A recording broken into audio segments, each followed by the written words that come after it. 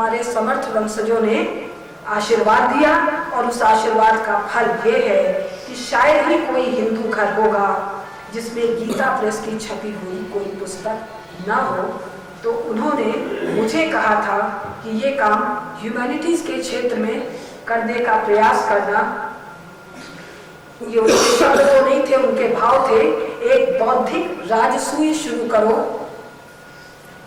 जिससे कि भारत के सत्य के विषय में, भारत माने क्या, अब ये दूसरे प्रत्यय पर मैं आ रही हूं, समकालीन विश्व में भारत की भूमिका, भारत माने क्या, एक भूखंड, तो कौन सा भूखंड, 1947 के बाद का भूखंड कि 1947 के 100-150 साल पहले का भूखंड जिसमें अफगानिस्तान यानी अफगानिस्तान, पाकिस्तान सब स्थान है और बांग्लादेश ये है, या वो भारत जिसके बारे में यूरोप के नक्शे कह रहे हैं कि चीन भारत है, इंडोनेशिया, मलेशिया, सुमात्रा, जावा, ये पूरा पूर्वोत्तर इलाका है, वो नक्शे कह रहे हैं, यूरोप के नक्शे जिस पर टिप्पणी 2 की आई है, आज विषय नहीं है। 2 टिप्पणीकारों में एक का नाम है आइंस्टाइन और एक का नाम है, नाम मुझे नहीं ध्यान आ रहा है, वो अमेरिकन एयरफोर्स के टेक्निकल डिवीजन के स्क्वाड्रन लीडर है। उनका कहना है ये नक्शा सत्य है और ये नक्शा लाखों साल पुराना है, उसमें ये समस्त यूरेशिया का भूखंड भारत है। तो कौन सा भारत, ये भूखंड भारत या भारत का जो अर्थ है आलोक के साधना में रत, आलोक क्या है, ये विश्व का रहस्य जिसको फिजिक्स कहते हैं या ताओ कहते हैं या रित कहते हैं या धर्म कहते हैं या सनातन धर्म कहते हैं या आजकल हम हिंदू धर्म करते हैं, शब्दावलियां तो बदलती रहती हैं, या वो भारत जो विश्व में कंटक शोधन का काम करता रहा है। कंटक शोधन मतलब आतताइयों का नाश। भगवान कह रहे हैं कि संभवामि युगे युगे, मैं बार बार आ रहा हूँ, क्यों आ रहा हूँ, परित्राणाय साधुनाम विनाशाय च दुष्कृताम। तो ये भारत या वो भारत जो 1947 के बाद कुछ दयनीय चित्तों ने रचने की कोशिश की कि ये भारत खरगोश हो जाए, या हमारे बगीचे में भी एक छोटा खरगोश का बच्चा घूम रहा है, या गिलहरी हो जाए या छिपकली हो जाए, या इतना नहीं बिगड़ पा रहा है तो कुछ लोमड़ी हो जाए या गीदड़ हो जाए। 1947 के बाद हमारे टैक्सेशन के पैसे से जो कंसोलिडेटेड फंड ऑफ इंडिया है, वित्त है, जो राज्य कोष है, वो राज्य पोषित समस्त विद्या परंपरा में ये सिखा रहा है कि हम तो हजारों साल से गुलाम थे। एक बार किसी ने पलट के नहीं पूछा गुलाम बनाने वाले आए कहां से थे। हमारे चारों तरफ जो पड़ोसी हैं वही तो आएंगे आक्रमण करने। इस विषय पर हम लोग शाम को ज्यादा बात करेंगे। तो रामस्वरूप जी की इच्छा थी कि हम अपने उन हजारों साल के समर्थ पूर्वजों की साधना परंपरा को आगे बढ़ा सकते हैं या नहीं। जिनको कहते हैं देश, उनको यूनियन बनाना पड़ रहा है, क्योंकि स्वयं भारत की जनसंख्या पूरे यूरोप की जनसंख्या पर भारी पड़ रही है। अभी 20 दिन पहले आपके यहाँ चीन के प्रधानमंत्री आए हैं, पता नहीं आपने ध्यान दिया कि नहीं दिया, और उनकी अगवानी करने कौन गया, जो मैंने अखबार में देखा, एक छोटा सा लड़का ज्योतिरादित्य सिंधिया, हमारे रजवाड़े का है, उन्हीं महाजी सिंधिया का वंशज है जिन्होंने अटक से कटक तक अपने घोड़ों को पानी पिलाया था। किंतु प्रोटोकॉल तो है कि प्रेसिडेंट की अगवानी प्रेसिडेंट करता है, प्राइम मिनिस्टर की अगवानी प्राइम मिनिस्टर करता है। कोई बुढ़ा सा ही गया होता, कोई पुराना सीनियर कांग्रेसी ही गया होता, एक नया लड़का गया। क्यों? शायद चीन का प्रीमियर 400 उद्योगपति को लेके आया है। कोई चीन का प्रीमियर 400 उद्योगपतियों को, चीनी उद्योगपतियों को लेके आया है आपके घर, जिसके घर 20 साल पहले निक्सन और किसिंगर खुद गए थे। समकालीन विश्व को मैं डिफाइन कर रही हूँ टुकड़े टुकड़े में। ऐसा चीन आपके यहाँ जाता आता है, और जिस चीन के 54 लाई की अगवानी में नेहरू जी ने पलक पावड़े बिछा दिए थे, उस चीन के प्रीमियर की अगवानी का परवाह, जिनको विरोधी कमजोर प्राइम मिनिस्टर कहते हैं, उन्होंने नहीं किया। सोनिया गांधी भी नहीं गई, नेता प्रतिपक्ष भी नहीं गए। ये है समकालीन विश्व में आपकी शक्ति का अर्थ। आपकी शक्ति का ये अर्थ है कंटक शोधन में कि अमेरिका की तरफ से प्रस्ताव आता है कि हम संयुक्त युद्ध अभ्यास करेंगे। पढ़ा होगा अपने लोगों ने 7-8-10 साल के भीतर अमेरिकी एयरफोर्स, अमेरिकी नेवी और अमेरिकी थल सेना, भारतीय नेवी, भारतीय एयरफोर्स और भारतीय थल सेना के साथ संयुक्त युद्धाभ्यास करती है। आपने ये भी सुना होगा कि जब 10 साल पहले अमेरिका के ट्विन टावर पर बम गिरा तो भारत को याद किया गया, तुम आतंकवाद से कैसे निपट रहे हो। क्यों याद किया? इसलिए याद किया क्योंकि प्रथम विश्व युद्ध और द्वितीय विश्व युद्ध हिंदू सैनिकों ने जीता है। इसी को याद आ रहा है आप लोगों को? अभी भी वो जो रानी है उसके अंगरक्षक भारतीय है, बहुत से भारतीय हैं। प्रथम विश्व युद्ध में जब ब्रिटेन और फ्रांस हारने लगे, द्वितीय विश्व युद्ध में जब ब्रिटेन और फ्रांस हारने लगे, तो उनकी रक्षा के लिए न केवल भारतीय सेनाएं, मूलतः हिंदू सेनाएं गई हैं, वरन भारत के वो नरेश गए हैं जिन नरेशों को पंकज जी ने कहा कि 21 और 19 तोप की सलामी दी गई। ये सारे 21 तोप, 21 इंटू 7 147, 19 इंटू जितना 7 इंटू जितना, यानी स्वयं इंग्लैंड अपनी सलामी 31 तोप से ले रहा है और भारत की शक्ति की सलामी 200, 250, 300 तोपों से दे रहा है। तो अमेरिका जो विश्व की महाशक्ति है, उभरती 2 शक्तियां हैं भारत और चीन। तो ये समकालीन विश्व की 2 महाशक्तियां एक भारत के साथ युद्ध का अभ्यास करने के लिए आपका हाथ जोड़ रही हैं और दूसरा व्यापार करने के लिए आपके यहाँ आ रहा है और आप भाव नहीं दे रहे हैं। और विश्व का अखबार कहता है सबसे धनी आदमी कोई एक अंबानी है जिसने इतने करोड़ का एक भवन बनाया है। हम लोगों ने अभी ही सुना होगा कि एक कोई लक्ष्मी निवास मित्तल है कलकत्ता के बड़े बाजार का, जिसको ठीक से हिंदी और अंग्रेजी बोलना नहीं आता, अब शायद मेरी उम्र के होंगे 50-1 साल के, वो यूरोपीय सरकारों के छाती पर पैर रख के, उनके पार्लियामेंट के छाती पर पैर रख के आर्सेनल खरीद रहे हैं। हमको ये भी ध्यान में आना चाहिए कि टाटा के यहाँ नौकरी मांगने हजारों की संख्या में अमेरिकी, ब्रिटिश, फ्रेंच और जर्मन आ रहे हैं। हमको ये भी पता होना चाहिए कि इजराइल जियोपॉलिटिकल सिचुएशन जो भारत की है, यानी भारत की जो भौगोलिक स्थिति है, एक तरफ इस्लाम है, एक तरफ कम्युनिज्म है। यूरोप को और अमेरिका को इनसे निपटने के लिए भारत की इस भौगोलिक स्थिति के सामरिक महत्व की हाथ जोड़ की आवश्यकता है, जिसका संपूर्ण ज्ञान भारतीय सेना के नायकों को है। तो मालवीय जी और रामस्वरूप जी के विचार वही हैं समकालीन विश्व में भारत के संदर्भ में, जो महापुरुषों की एक अनंत परंपरा। मैं राज सिंह के स्कूल गई थी अतुलानंद में, वहाँ भाषण हुआ है, खूब भारी हॉल था, इसका 10 गुना या 15 गुना। मैंने कहा उसकी दीवारों पर अगर 14 पॉइंट से, कंप्यूटर के 14 पॉइंट से हमारे महापुरुषों के नाम लिखे जाए तो कम पड़ेगा। मेरी तो औकात क्या उनका पूर्ण नाम अपने द्वारा लेने का। तो इसकी जो अनंत परंपरा है उसमें रामस्वरूप जी और मालवीय जी देख रहे हैं कि भारत न केवल विद्या के क्षेत्र में वरन शक्ति के क्षेत्र में दोबारा भारत माता अपने आसन पर बैठ रही हैं, क्योंकि बिना शक्ति के तो कोई पूछता पाछता नहीं। चौगुना गाई आए थे लतिया के, चले गए थे, क्योंकि हम अपने आर्मामेंट की फैक्ट्री में स्टोव बना रहे थे। और अब वो कहता है कि तुम एटम बम मत बनाओ, हम लोग एटम बम बनाते हैं, ऊपर से देख ही नहीं पाता है।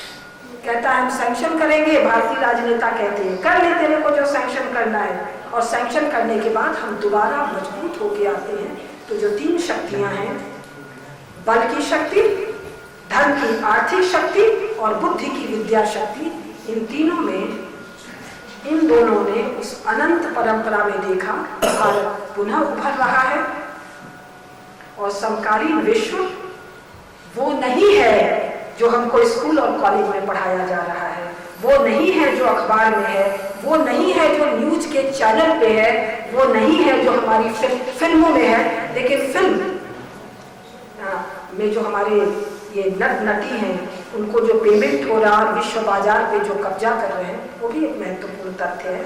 तो वो विश्व जो भारतीयों से छिपा कर रखा जा रहा है, वो विश्व भारत के इमरजेंस की न केवल कामना कर रहा है, वरन उभरते विश्व के साथ, उभरते भारत के साथ जल्दी जल्दी फटाफट मैत्री संबंध करना चाह रहा है। जैसे किसी की कई बेटियां होती हैं तो वो देखता रहता है योग्य वर कौन कौन है, तो अपनी बेटी के लिए बुक कर लें।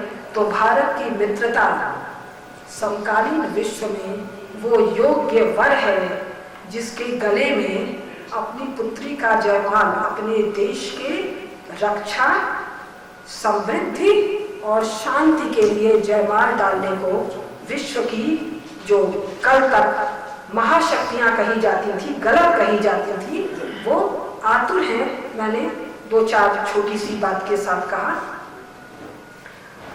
तो इसी क्रम में एक ये प्रयास अब चलेगा हमारे नए निदेशक महोदय के द्वारा, काशी में, देश भर में चल रहा है, भोपाल में, मध्य प्रदेश में बहुत बड़े रूप में ये प्रयास चल रहा है कि हम भारत के सत्य को, पराक्रम को, वीर्य को, बल को, खोज को जाने, जो कम से कम नासा के बताए हुए राम सेतु त्रेता युग से तो गिनेंगे, त्रेता से नहीं गिनेंगे, महाभारत से तो गिनेंगे।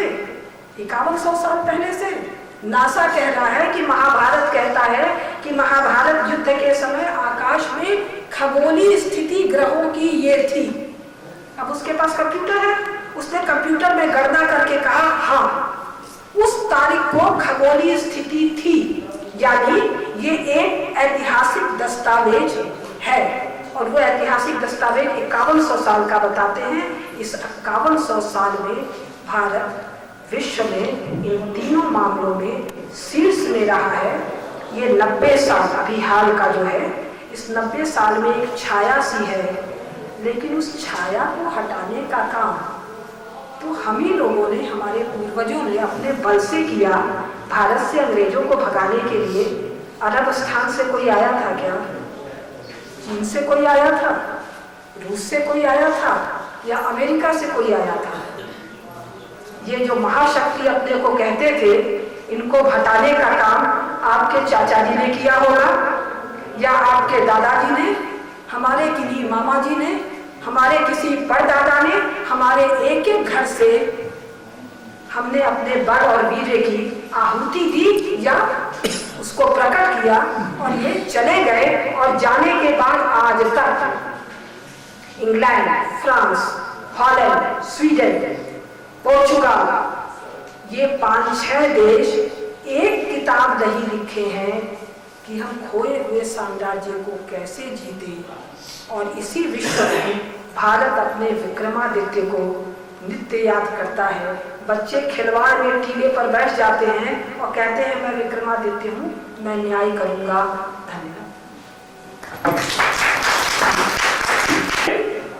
इस 2 दिवसीय राष्ट्रीय संगोष्ठी का उद्देश्य है सत्य की प्रतिष्ठा, हर क्षेत्र में सत्य को सामने लाना, और इसीलिए हमने देश से भी अन्य विद्वानों को बुलवाया है, जो कि ट्रेन के लेट होने के कारण थोड़ी सी शायद देर हो जाए तो अगले सत्र में। और मालवीय जी पधार रहे हैं, न्यायमूर्ति गिरधर मालवीय जी जो महामना मालवीय के पौत्र हैं, वे उस पुस्तक का लोकार्पण भी करेंगे जो हम लोगों ने लिखी है। तब तक इस सत्र में मैं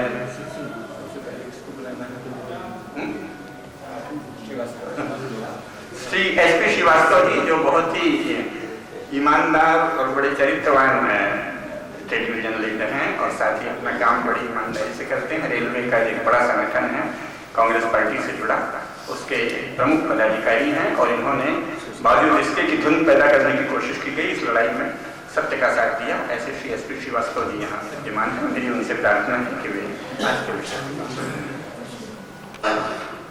तो मैं विशेष रूप से रामस्वरूप स्मृति न्यास धर्मपाल शोधपीठ और गांधी विद्या संस्थान के लोगों को साधुवाद देना चाहता हूं कि आज जब पूरा विश्व में एक ईसाई संस्कृति के बारे में आज चर्चा हो रही है हर जगह, और ऐसे दिन में आज हम अपनी पुरानी संस्कृति हिंदू संस्कृति के बारे में अपने पुराने इतिहासकारों के बारे में आज हम यहाँ चर्चा कर रहे हैं, तो यह भी एक विशेष रूप से आज के दिन 25 दिसंबर जो खास तौर से ईसाइयत के लिए पूरे विश्व में आज ईसाइयत की चर्चा हो रही है। लोग चर्चों में जा रहे हैं और अपने ईसाई धर्म के बारे में चर्चा कर रहे हैं। तो प्रोफेसर साहब को मैं विशेष रूप से बनाया दूंगा कि आज आप यहाँ के निर्देशक के रूप में जो उन्होंने पदभार संभाला है, तो हम सब लोगों का पूरा आपके साथ हर तरह से जो भी सहयोग होता रहा है हम लोग देते रहे। आज जिसे गांधी ये जो मालवीय जी का जो वास्तव में जो मालवीय जी का एक बनाया जा रहा है, मालवीय जी के बारे में और रामस्वरूप के विचारों के संदर्भ में जो वार्ता हो रही है, और बहुत अच्छी बात अभी जो आपने बताया कि जो ये गरीबी की चर्चा होती है, आप एक अर्थशास्त्री हैं और आपने जो विशेष रूप से इसका उल्लेख किया कि जो गरीबी की चर्चा हम लोग रोना रोते हैं कि इतने देश में इतनी गरीबी है, भारत के विभत्स चित्रण होता है हर जगह गरीबी के बारे में और उसको बढ़ा चढ़ा करके बताया जाता है। लेकिन हम अपनी पुरानी सभ्यता और संस्कृति जो हमारी रही है गरीबों की मदद करने की, या जो हम अपने आसपास लोगों को जो इस तरह से कमजोर लोग हैं उनकी सहायता करें, तो निश्चित ही ऐसी कोई स्थिति नहीं है। जो आपने आंकड़ा दिया कि आज कितने लोग संपन्न लोग हैं इस देश में, अगर वो इस बात को कम से कम इस बात पर विचार करना शुरू करें कि जो अपने आसपास के लोग हैं, जो अपने नजदीक के लोग हैं, उनके बारे में जो हमारी संवेदनहीनता है उसको अपनी संवेदनशीलता में बदल दें, तो निश्चित ही एक बहुत बड़ा काम होगा और हम उनके लिए कुछ करेंगे तो निश्चित ही यह स्वरूप हमारा बदलेगा।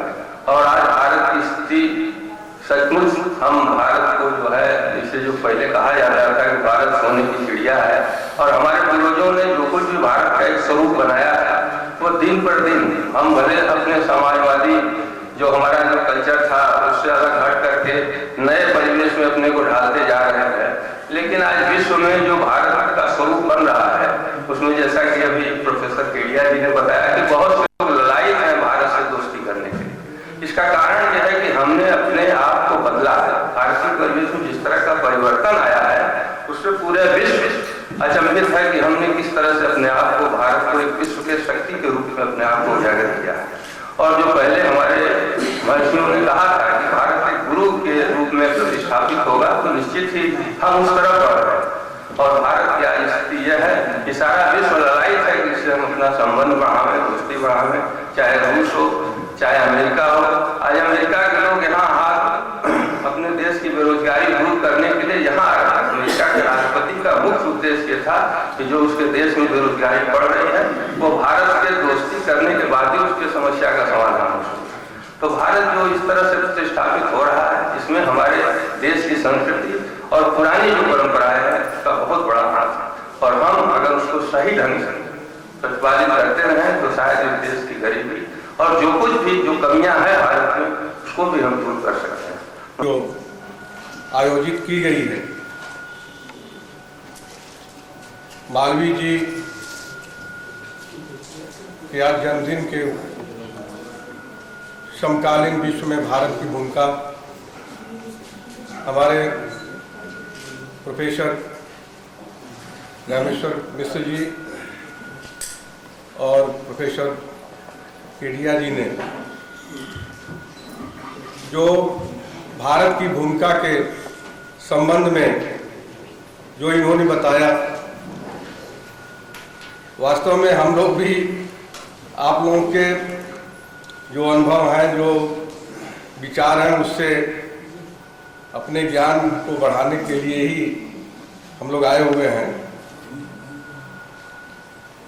लेकिन भारत की भूमिका पहले की अपेक्षा आज विश्व में दिनों दिन जो है बढ़ रही है, और ये उम्मीद के साथ कि भविष्य में भी इसकी भूमिका बढ़ेगी।